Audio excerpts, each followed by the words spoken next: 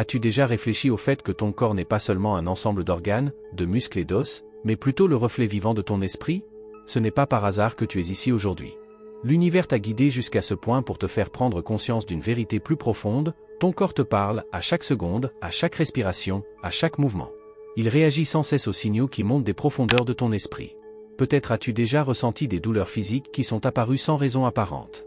Une nuque soudainement tendue, des maux de tête constants ou une fatigue inexplicable, ce sont tous des messages de ton corps qui vont bien plus loin que ce que nous percevons au premier abord.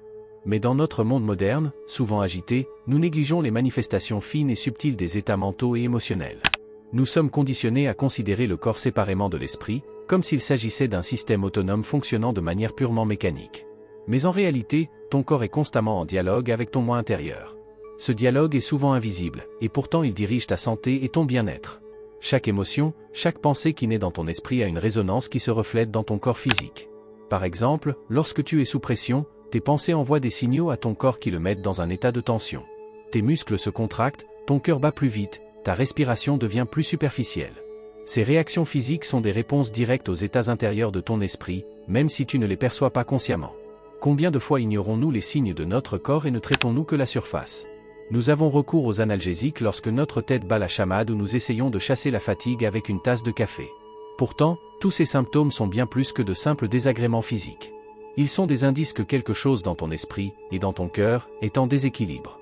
Un exemple impressionnant de cette interaction est le concept de la médecine psychosomatique, qui part du principe que les troubles physiques trouvent souvent leurs racines dans des conflits émotionnels non résolus. Tu as peut-être le sentiment d'être dépassé par ton quotidien sans l'admettre. Ton corps l'exprimera sous la forme de maux de tête ou de maux d'estomac, comme s'il portait le poids que ton esprit ne peut pas gérer. L'idée que ton corps t'envoie sans cesse des messages subtils, et parfois clairs, n'est pas seulement fascinante, elle est essentielle pour ta perception de toi-même. Nous arrivons maintenant à un point crucial, ton esprit exerce un contrôle sur ton état physique bien plus important que tu ne le réalises. La plupart des gens ne perçoivent pas ce contrôle, car il s'exerce dans les couches profondes du subconscient. Mais la vérité, c'est que chaque pensée, chaque émotion déclenche une réaction dans ton corps. Si tu reconnais ce lien, tu peux commencer à décoder les signaux de ton corps et à être plus conscient de ton état intérieur. Ensuite, nous allons plonger plus profondément dans l'immense pouvoir de tes pensées et comment elles façonnent la réalité de ton corps, souvent sans que tu t'en rendes compte. Chaque pensée que tu formes dans ton esprit porte une énergie invisible qui influence ton bien-être physique. Souvent, nous ne sommes pas conscients de cette force, mais elle agit constamment, comme un courant invisible qui influence ton équilibre physique et émotionnel. Les pensées ne sont pas de simples processus mentaux éphémères, elles sont comme des graines semées au plus profond de ton esprit et qui, avec le temps, grandissent et portent leurs fruits. Ces fruits se manifestent dans ton état physique, ta santé et ton bien-être. Si tu nourris constamment des pensées négatives, qu'il s'agisse de doutes conscients sur toi-même ou de peurs profondément enracinées, tu commences à mettre ton corps dans un état de tension et d'alerte permanente. Le corps croit les messages que tu lui envoies par le biais de tes pensées. Si tu penses de manière répétée que tu es faible, dépassé ou pas assez bon, ton corps commencera à suivre ces croyances. Ton système immunitaire s'affaiblit, tes muscles se tendent, ton cœur bat plus vite, toutes ces réactions sont des réponses aux signaux permanents de ton esprit. Les personnes qui souffrent depuis longtemps de doutes de soi ou de stress en sont un exemple. Elles développent souvent des douleurs chroniques, des insomnies ou des problèmes digestifs. Mais ce que beaucoup ne savent pas, ces états physiques sont souvent le résultat d'années d'autosabotage par des pensées telles que « je ne peux pas le faire » ou « je ne suis pas assez bon ». Le corps commence à accepter ses croyances intérieures comme une réalité et s'y adapte. Le célèbre psychologue William James a dit un jour « La croyance crée le fait ». Ces mots ne se limitent pas à notre monde spirituel, mais ont un impact direct sur le corps physique. Si tu crois que tu es fort et en bonne santé, ton corps réagira à ce message et procédera au changement correspondant. Mais il en va de même dans le cas négatif, le doute et la peur mettent ton corps dans un état où il devient plus vulnérable aux maladies et aux troubles. La science a reconnu depuis longtemps ce lien entre les pensées et la santé physique. Des études montrent que les personnes qui sont optimistes et positives ont tendance à être en meilleure santé et plus résistantes aux maladies. Leur système immunitaire est plus fort, leur taux d'hormones de stress est plus bas et ils se remettent plus rapidement des maladies. En revanche, les personnes ayant des schémas de pensée négatifs souffrent plus souvent de troubles chroniques et ont souvent un état de santé général moins bon. Mais comment peux-tu contrôler consciemment tes pensées pour influencer positivement ton corps? La première étape consiste à prendre conscience de tes pensées. Observe les dialogues intérieurs que tu mènes chaque jour. Demande-toi, qu'est-ce que je dis de moi quand je suis confronté à des défis? Souvent, ce sont les pensées inconscientes qui ont le plus d'impact. Des pensées telles que je n'y arriverai pas ou je ne serai jamais en bonne santé deviennent des prophéties autoréalisatrices que ton corps finit par mettre en œuvre. Pour briser le cycle des pensées négatives, il est essentiel d'aiguiser ta conscience et de planter activement de nouvelles croyances positives. Des pratiques telles que les affirmations, la méditation ou la visualisation peuvent t'aider à reprogrammer ton esprit. En intégrant de manière répétée des pensées positives et constructives dans ta vie quotidienne, tu commences à créer une nouvelle réalité, une réalité dans laquelle ton corps réagit de manière positive aux pensées que tu lui envoies. Ensuite, nous nous tournerons vers les émotions refoulées qui agissent souvent dans ton corps sans que tu t'en rendes compte et qui se manifestent sous forme de douleur et de tension. Tu découvriras comment ton corps porte le poids de blocages émotionnels que tu ignores peut-être depuis longtemps. Alors que les pensées ont un impact direct sur ton corps, ce sont souvent les émotions refoulées qui font le plus de dégâts. Les sentiments tels que la colère, la tristesse, la peur ou la honte que nous n'exprimons pas ou ne traitons pas ne disparaissent pas simplement. Elles restent au fond de nous, comme un poids invisible qui affecte notre bien-être physique pendant des années. Ton corps devient le réservoir de ces émotions refoulées et, à un moment donné, il commence à souffrir de ce poids. Tu as peut-être déjà eu l'impression d'être submergé à un moment donné par une tristesse ou une colère soudaine et apparemment sans raison, ou tu as ressenti une tension physique inexplicable de l'extérieur. Ces moments indiquent souvent que le corps réagit à l'énergie émotionnelle qui est coincée au plus profond de toi. Ce que tu ne libères pas émotionnellement s'exprime physiquement, sous forme de douleur, de tension ou de troubles chroniques. Un exemple courant est la colère. Dans notre société, la colère est souvent considérée comme une émotion négative qu'il faut réprimer. De nombreuses personnes apprennent dès leur plus jeune âge qu'elles ne doivent pas montrer leur colère. Mais cette colère réprimée ne disparaît pas, elle reste dans le corps, se solidifie et se manifeste souvent sous forme de tensions musculaires, de maux de tête ou de problèmes digestifs. Ton corps porte la charge émotionnelle que ton esprit n'a pas traitée et tente de s'en débarrasser physiquement. Il en va de même pour le deuil. De nombreuses personnes ne s'autorisent pas à vivre pleinement leur deuil, que ce soit après une perte ou en période de déception. Ce deuil refoulé peut peser lourdement sur le corps et se traduire par une fatigue chronique, des problèmes respiratoires ou même des douleurs cardiaques. Ton corps se souvient de la tristesse, même si ton esprit l'a refoulée. Il existe de nombreuses études qui montrent à quel point le lien entre les émotions refoulées et les troubles physiques est étroit. Un exemple classique est le concept de troubles psychosomatiques. Il s'agit de maladies physiques causées par un stress émotionnel ou mental. Ton corps devient le porte-parole de tes émotions refoulées, car elles doivent s'exprimer d'une manière ou d'une autre, si ce n'est par des mots, alors par des symptômes physiques. Ton corps est intelligent. Il te montre ce que ton esprit ne veut peut-être pas reconnaître consciemment. Si tu réprimes tes émotions pendant longtemps, ton corps commence à les exprimer sous forme de symptômes physiques pour te faire prendre conscience que quelque chose n'est pas équilibré. Les tensions dans le cou, les douleurs dans le bas du dos ou les migraines sont des signes fréquents que tu portes des charges émotionnelles que tu n'as pas encore traitées. Mais comment te débarrasser de ce poids émotionnel ? La première étape consiste à prendre conscience des émotions que tu réprimes. Souvent, nous ne reconnaissons pas immédiatement les émotions qui sommeillent en nous avant qu'elles ne se manifestent physiquement. Des pratiques comme le journaling ou la méditation peuvent t'aider à mettre ces émotions en lumière. Écrivez régulièrement sur ce qui vous affecte émotionnellement ou prenez le temps, en méditation, d'observer vos sentiments sans les juger ni les refouler. Une autre étape importante est la confrontation consciente avec tes émotions. Au lieu de refouler la colère, la tristesse ou la peur, autorise-toi à vivre ces émotions. Donne-leur de l'espace au lieu de les réprimer immédiatement. Si tu te permets de ressentir et d'accepter tes émotions, elles peuvent se libérer au lieu de continuer à s'installer dans ton corps. Maintenant que nous avons compris le rôle des émotions réprimées, nous allons, dans le prochain chapitre, nous plonger plus profondément dans le monde des troubles psychosomatiques. Nous allons voir comment des conflits émotionnels profondément enracinés peuvent provoquer des maladies et des troubles au niveau physique. Le stress et l'anxiété sont comme des forces silencieuses et invisibles qui agissent profondément dans ton corps et le démoralisent à long terme. Souvent, tu ne réalises pas à quel point tu souffres sous leur poids, jusqu'à ce que ton corps commence à réagir de manière inquiétante. Le stress est plus qu'une simple réaction mentale ou émotionnelle à des circonstances extérieures, il déclenche dans le corps une cascade de processus biologiques qui peuvent affecter ta santé sans que tu t'en rendes compte. Lorsque tu es stressé, ton corps réagit automatiquement, comme s'il était en situation de danger imminent. Ton cerveau libère des hormones de stress comme le cortisol et l'adrénaline, qui augmentent ton rythme cardiaque, accélèrent ta respiration et contractent tes muscles. Ces réactions sont en fait destinées à des situations brèves et menaçantes, elles préparent ton corps à combattre ou fuir.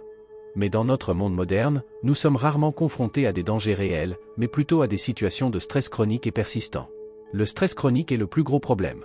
Au lieu de réagir une seule fois dans les moments dangereux, ton corps reste prisonnier de cet état d'alerte en cas de stress permanent. Cela signifie que tes hormones de stress sont constamment libérées et que ton corps est surchargé à la longue. Ce déséquilibre affecte non seulement ta stabilité émotionnelle, mais aussi ta santé physique dans une mesure qui est souvent sous-estimée. Un exemple bien connu des effets du stress chronique est le système cardiovasculaire. La sécrétion permanente d'hormones de stress met ton cœur et tes vaisseaux sanguins à rude épreuve, ce qui peut entraîner à long terme une hypertension, des maladies cardiaques et même des accidents vasculaires cérébraux. Ton cœur fonctionne constamment à plein régime, même en l'absence de danger immédiat, un état qui affaiblit le cœur et nuit à son fonctionnement. De même, le stress chronique affecte ton système digestif. Si ton corps est constamment en mode combat ou fuite, la digestion ralentit, car le corps répartit l'énergie sur d'autres fonctions pour réagir à ce qu'il considère comme un danger. Cela peut entraîner des problèmes de digestion, des troubles gastriques, voire des maladies gastro-intestinales chroniques. Peut-être as-tu toi-même remarqué que tu souffrais plus souvent de problèmes digestifs pendant les périodes de stress. Ce n'est pas un hasard, mais une réaction directe de ton corps aux tensions internes. Une autre victime invisible du stress chronique est ton système immunitaire.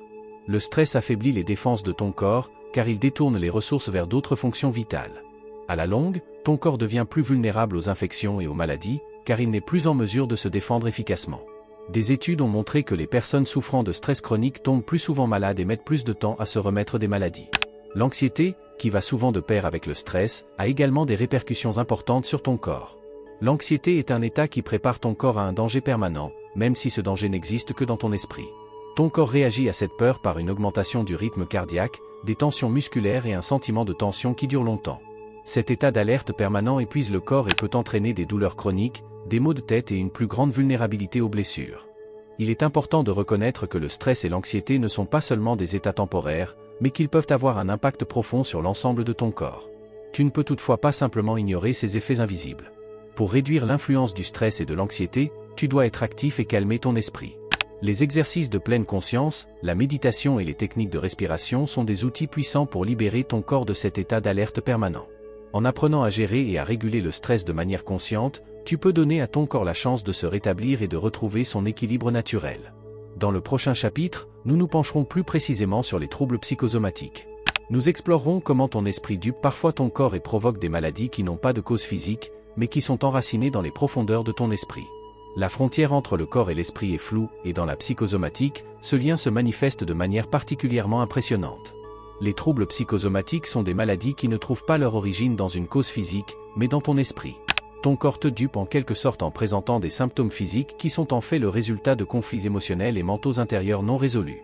Cela se produit subtilement et souvent sans que tu t'en rendes compte, jusqu'à ce que ces conflits se manifestent par des douleurs ou des maladies. Lorsque l'esprit est en ébullition, que ce soit à cause du stress, de la peur, d'une colère refoulée ou d'une tristesse non résolue, il cherche une issue, une possibilité de s'exprimer. Et souvent, il choisit le corps comme scène. Les troubles psychosomatiques peuvent se manifester sous de nombreuses formes, maux de tête chroniques, douleurs cervicales, troubles gastro-intestinaux, maladies de peau ou même tachycardie. Tous ces symptômes sont réels, perceptibles et affectent ta vie quotidienne, mais les examens médicaux ne révèlent souvent pas de raison physique claire. Dans de tels cas, on parle de troubles psychosomatiques. Un exemple bien connu est la migraine. De nombreuses personnes souffrant de migraine n'ont pas de cause physique évidente à ces maux de tête atroces qui perturbent souvent fortement leur vie. Il s'avère souvent que ces maux de tête sont particulièrement intenses en période de surmenage émotionnel ou de conflits intérieurs non résolus. La migraine fait office d'exutoire pour le stress et les émotions refoulées, dont la personne concernée n'a peut-être pas conscience. Ton corps utilise la migraine pour te signaler que quelque chose n'est pas en équilibre à l'intérieur. Un autre exemple courant est celui des troubles gastro-intestinaux, comme le syndrome du côlon irritable. Ces troubles apparaissent souvent lorsque les gens souffrent de stress chronique ou d'anxiété. L'intestin, que l'on appelle le deuxième cerveau, est sensible au stress émotionnel. L'anxiété et le stress peuvent perturber la digestion et entraîner des crampes, des diarrhées ou de la constipation, des symptômes qui perturbent fortement la vie quotidienne et qui, à première vue, semblent être des problèmes purement physiques. Mais la cause se trouve souvent dans l'esprit, dans les tensions émotionnelles que la personne concernée ne parvient pas à gérer d'une autre manière. Les douleurs chroniques, pour lesquelles aucune cause physique ne peut être trouvée, sont également un signe fréquent de troubles psychosomatiques. Le dos, les épaules ou la nuque sont souvent les endroits où la pression émotionnelle se manifeste.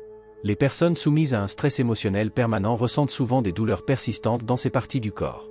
Ces douleurs ne sont pas imaginaires, elles sont réelles et invalidantes. Mais elles sont aussi le signe que ton esprit réagit à ta surcharge émotionnelle et l'exprime sous la forme d'une douleur physique.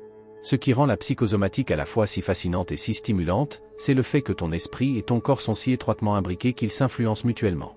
Les tensions émotionnelles et les conflits mentaux, que tu ne gères peut-être pas consciemment, trouvent leur chemin dans ton corps. Ton esprit te dupe en provoquant des symptômes qui semblent physiques mais qui sont d'origine spirituelle. Ces troubles sont une tentative de ton esprit de te montrer que quelque chose en toi a besoin d'attention. Mais comment peux-tu guérir ces troubles psychosomatiques ? La première étape consiste à reconnaître que ton corps et ton esprit n'agissent pas séparément. En recherchant les causes émotionnelles et mentales de tes troubles, tu peux commencer à dissoudre ces blocages. La psychothérapie, la pleine conscience et la méditation peuvent t'aider à identifier les causes profondes de tes symptômes physiques. En traitant ces conflits intérieurs, tu donnes à ton corps la possibilité de guérir. Il est important de comprendre le langage de ton corps. Si tu as des symptômes physiques récurrents pour lesquels aucune cause physique ne peut être trouvée, il vaut la peine de jeter un coup d'œil à ton état émotionnel et mental. Qu'est-ce qui te préoccupe? Quel conflit non résolu traînes-tu avec toi? Ton corps parle le langage de ton esprit, et dès que tu apprends ce langage, tu peux commencer à le décoder. Dans le prochain chapitre, nous nous pencherons sur le pouvoir du subconscient, le niveau le plus profond de ton esprit, qui influence souvent ta santé physique et mentale sans que tu t'en rendes compte. Le subconscient est une force puissante, mais souvent négligée, dans notre vie. Alors que notre esprit conscient veille sur notre quotidien, prend des décisions et dirige notre comportement, un niveau plus profond se cache sous la surface, le subconscient. C'est un centre de contrôle invisible qui tire les ficelles sans que l'on s'en aperçoive, influençant non seulement nos pensées et nos émotions, mais aussi notre santé physique. Beaucoup de nos convictions les plus profondes, de nos croyances et de nos peurs sont cachées dans cette zone de l'esprit. Elles ont souvent été façonnées dans l'enfance ou par des événements qui ont changé notre vie et persistent sous forme de schémas inconscients que nous remarquons à peine au quotidien.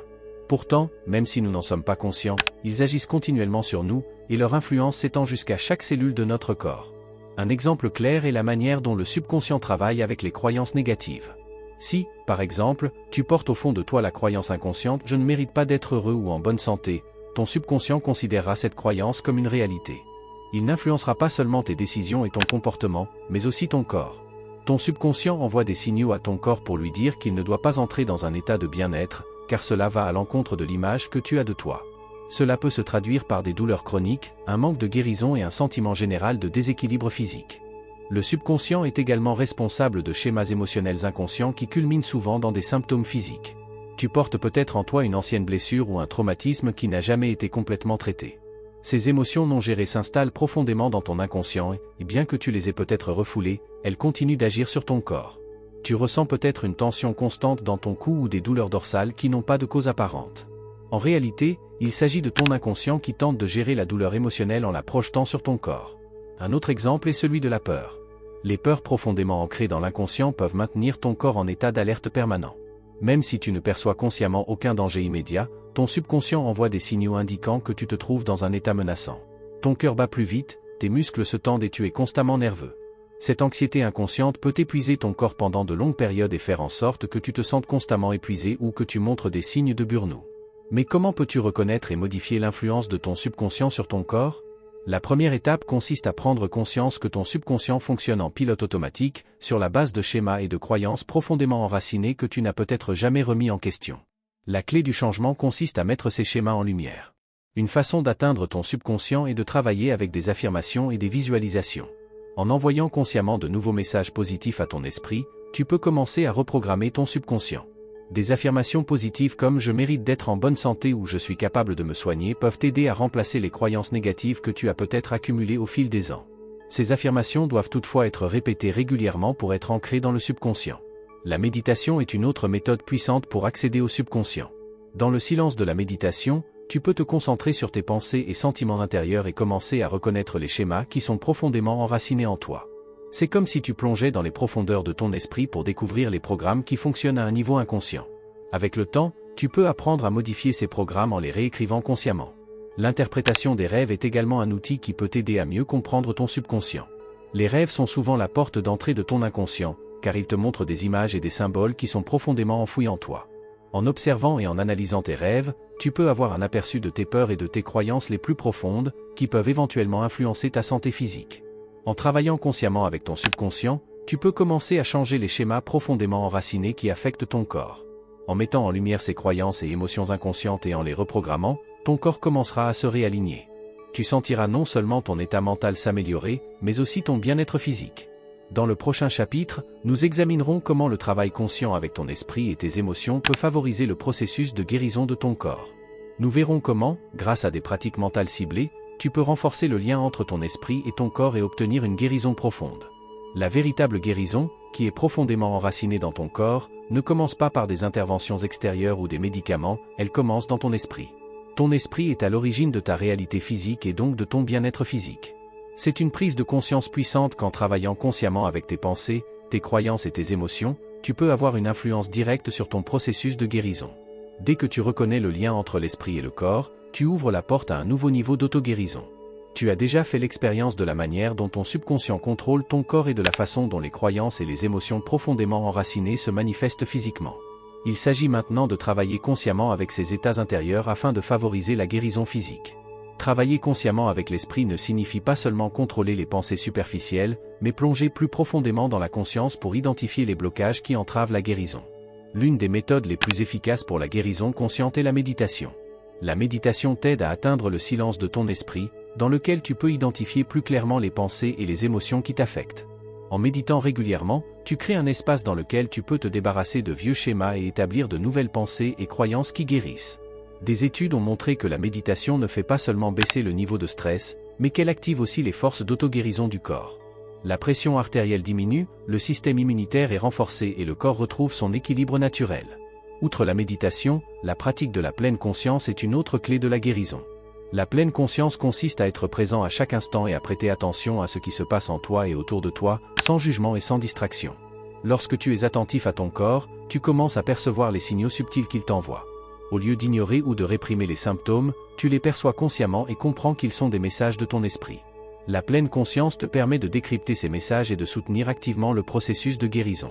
Une autre pratique importante est la visualisation. Grâce à la visualisation, tu peux orienter ton esprit vers la guérison en imaginant comment ton corps se régénère et retrouve la santé. Visualiser la guérison est une méthode puissante pour donner des instructions claires à ton esprit et pour signaler à ton corps qu'il est temps de se rétablir. Tu peux par exemple imaginer l'énergie de guérison circulant dans ton corps, renforçant et régénérant chaque cellule. Ton esprit peut traduire ces images en réalité physique, car il ne fait pas la différence entre imagination et réalité. Un autre outil important est le travail avec les affirmations. En répétant régulièrement des affirmations positives et curatives, tu reprogrammeras ton esprit et lui donneras des instructions claires.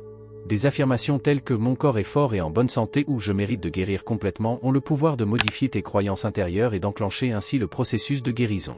Il s'agit de remplacer les anciennes croyances négatives par des croyances positives et curatives. Un travail conscient avec ton esprit implique également de faire face à tes émotions.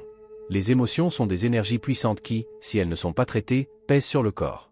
En apprenant à reconnaître et à vivre tes émotions au lieu de les réprimer, tu libères ton corps du fardeau de porter cette énergie. Note tes émotions, médite dessus ou parle à quelqu'un en qui tu as confiance. En traitant consciemment tes émotions, tu permets à ton corps de se détendre et de guérir. Il existe de nombreux exemples de personnes qui ont connu des guérisons étonnantes grâce à un travail mental conscient. Elles ont reconnu le pouvoir de leurs pensées et de leurs émotions et les ont utilisées activement pour soutenir leur corps. Ces histoires nous montrent que la guérison n'est pas un processus passif, elle commence dès l'instant où tu assumes la responsabilité de ton esprit et de ton bien-être. Ton corps suit les signaux de ton esprit. Si tu commences à contrôler consciemment ces signaux, tu peux améliorer radicalement ton bien-être physique. C'est à toi d'utiliser les outils qui sont à ta disposition et d'atteindre une guérison plus profonde et durable grâce à un travail spirituel conscient. Dans le dernier chapitre, nous résumerons ces connaissances et verrons comment, grâce à un travail de conscience continu, tu peux créer un équilibre entre l'esprit et le corps qui favorise la santé et le bien-être à long terme.